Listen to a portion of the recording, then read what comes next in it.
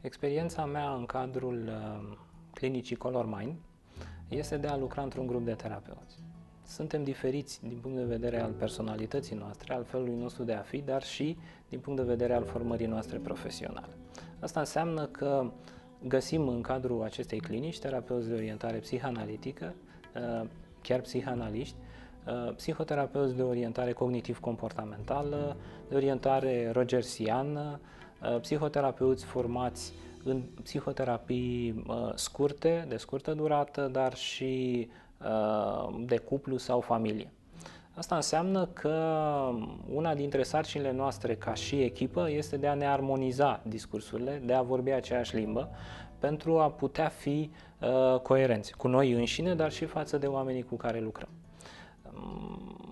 Inițial, asta mi s-a părut a fi o sarcină destul de dificilă, știind că totuși limbajele psihoterapeutice pot fi foarte diferite unul de celălalt.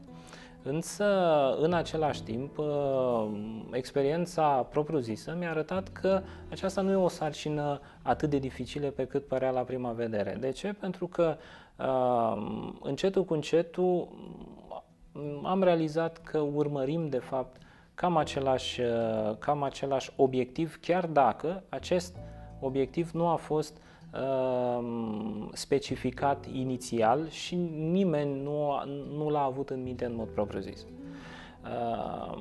Acest obiectiv se referă la ceea ce urmează să vă spun și cred că oricare dintre colegii mei ar fi de acord cu acest mesaj și mai mult decât atât, cred că oricare dintre colegii mei ar putea să-l vorbească în locul meu. Cu alte cuvinte, ceea ce vreau să spun este că psihoterapia este o interacțiune, un proces de interacțiune între două minți, mintea terapeutului și mintea celui cu care lucrează, pacientului, clientului sau persoanei cu care lucrează. Sunt mai multe denumiri.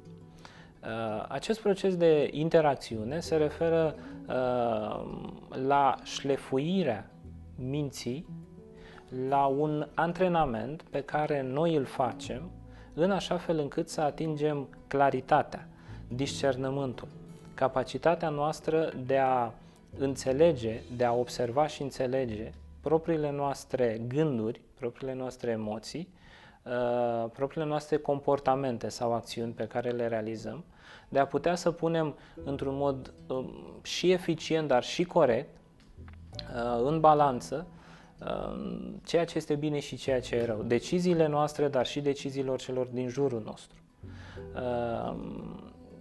Lucrul ăsta, desigur, are implicații directe asupra capacității noastre de adaptare și mai mult decât atât, asupra abilității noastre sau capacității noastre de a trăi o viață plină de sens. Cu alte cuvinte, psihoterapia este această interacțiune între două minți, interacțiune din care nu știm înainte ce o să se întâmple, deși sunt foarte multe manuale, ele sunt decât un ghid așa extern, însă în niciun caz nu știm dinainte cum va arăta o interacțiune dintre două minți, iar în același timp avem în minte întotdeauna să producem această clarificare, această capacitate de a discerne între diversele realități interne, între diversele gânduri, între diversele emoții ale noastre și ale celorlalți. Pentru că e foarte important nu numai să ne înțelegem pe noi, să înțelegem propria noastră funcționare mentală, dar la fel de important este ca această funcționare mentală să poată fi urmărită în interacțiunea dintre noi și ceilalți, dintre noi și mediul în care trăim sau dintre noi și toți ceilalți oameni.